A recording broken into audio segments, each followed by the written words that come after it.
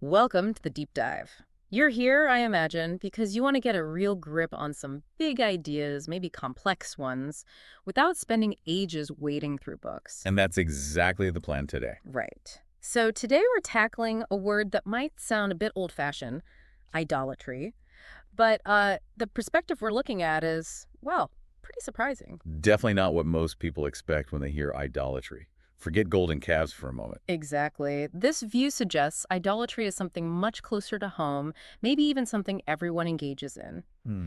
So, our mission for this deep dive is to really unpack this argument that idolatry isn't just about statues, but maybe about a fundamental drive inside us. Absolutely. And the source we're digging into starts, seemingly simply, but it ramps up very quickly into some quite challenging territory. Okay, so let's start with that initial definition then. Uh, What does the source say idolatry is at its heart? well, basically, it's about giving worship, devotion, maybe reverence to something that really doesn't deserve it. It's this idea of putting power, attributing power to an entity that doesn't actually have it. Hmm. And you do that hoping for some kind of personal benefit.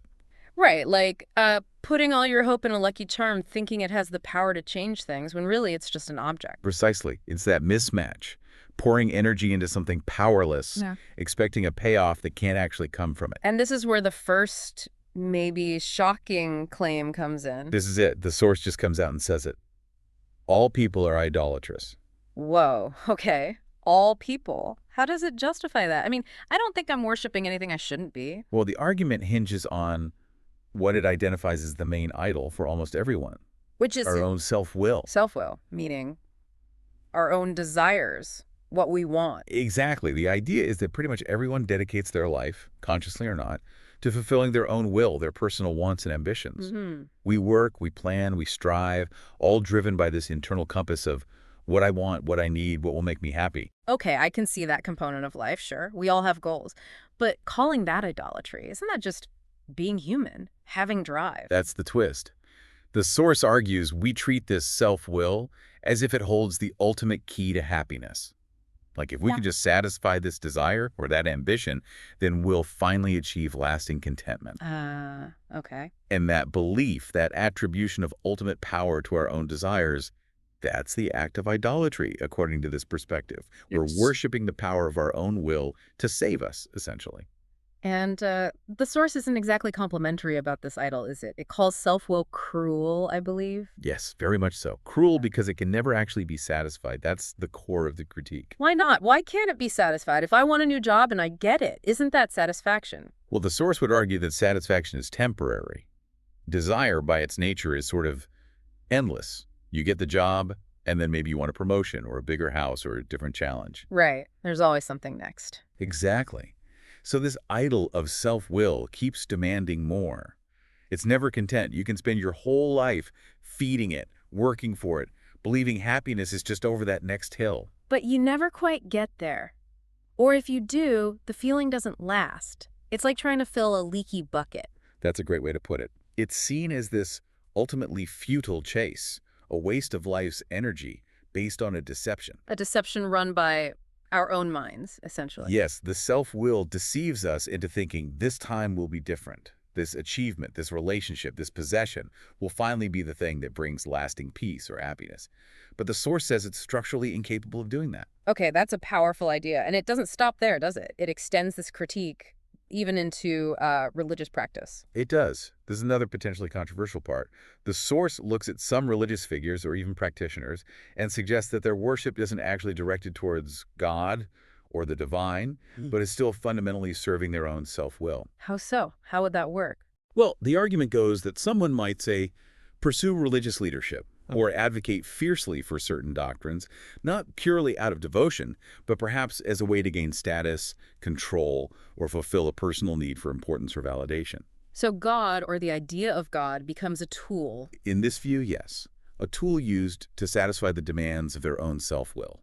It's like self-will is the real boss, and the religious structure is just the way it gets its salary paid, so to speak. A salary it's never happy with, going back to the earlier point. Exactly. The source uses this analogy of self-will demanding a salary it's never content with, always wanting a raise, no matter the context, even a religious one. And what drives this whole engine? Why this constant striving of self-will in the first place?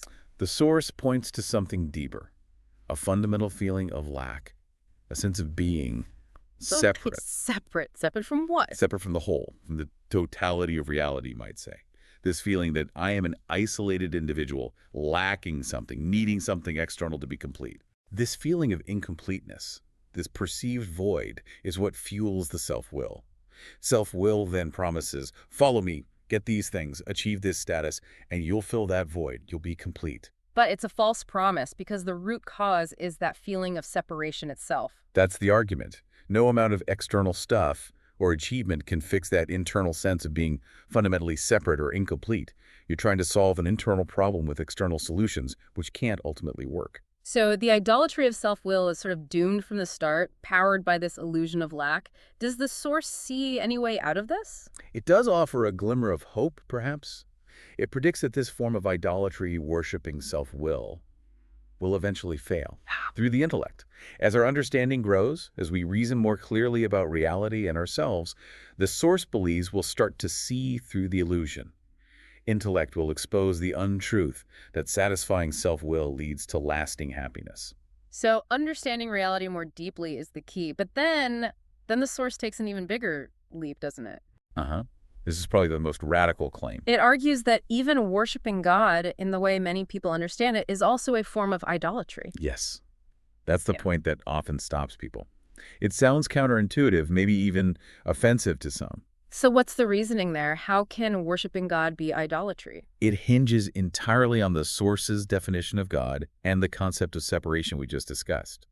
The argument is, if you worship an entity that you perceive as separate from yourself. Like praying to God as someone distinct from me? Exactly. If you conceive of God as a being out there, separate from you and the rest of reality, then that entity, by definition, cannot be the true, infinite God. Why not? Because if God is truly infinite, truly boundless, then God must encompass everything, absolutely everything. There can be nothing outside of an infinite reality. Including You, including the chair you're sitting on, including the airwaves carrying this conversation.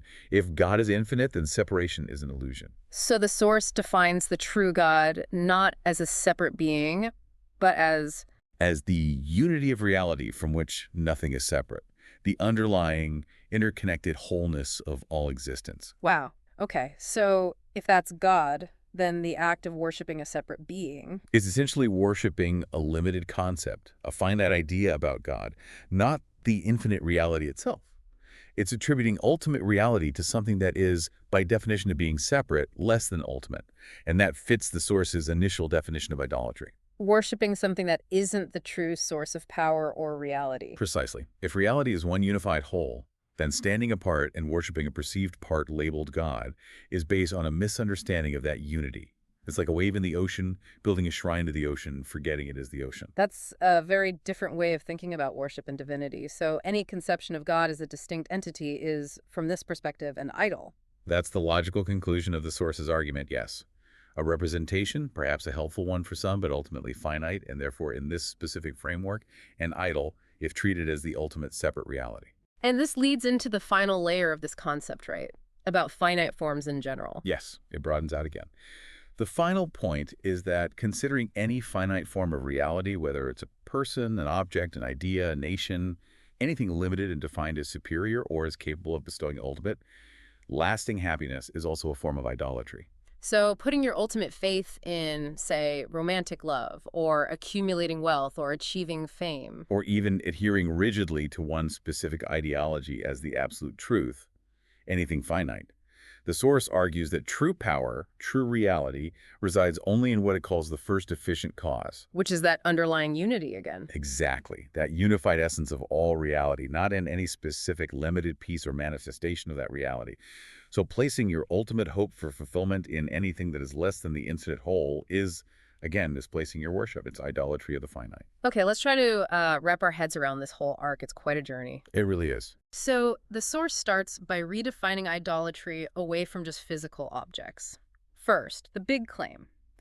We're all idolaters because we worship our own self-will, thinking it'll bring happiness, but it's a cruel master that's never satisfied. Driven by that underlying sense of being separate and lacking something. Right. Then, even more radically, it suggests worshiping a God perceived as separate is also idolatry, because the true God is the infinite unity of everything, leaving no room for separation. Yep, challenging the very foundation of much traditional worship.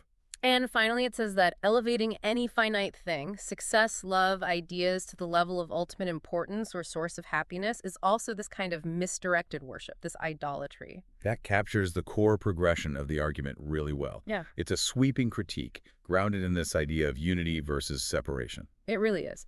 So, for everyone listening, here's a takeaway thought to maybe chew on. How does this perspective land with you? Does this idea of self-will being a kind of insatiable idol, does that resonate at all with your own life, your own striving? Hmm. It's a challenging question to ask oneself. And what about that bigger concept, this idea that maybe our deep-seated feeling of being separate individuals is perhaps not the full picture? What might it even feel like to perceive yourself not as separate, but as intrinsically part of this unity of reality the Source talks about? Yeah, what would that shift in perception actually mean in daily life? Definitely a lot to think about there. We hope this deep dive has given you some new angles on an old idea and maybe sparked some fresh thinking. Thanks for joining us. Thanks for listening.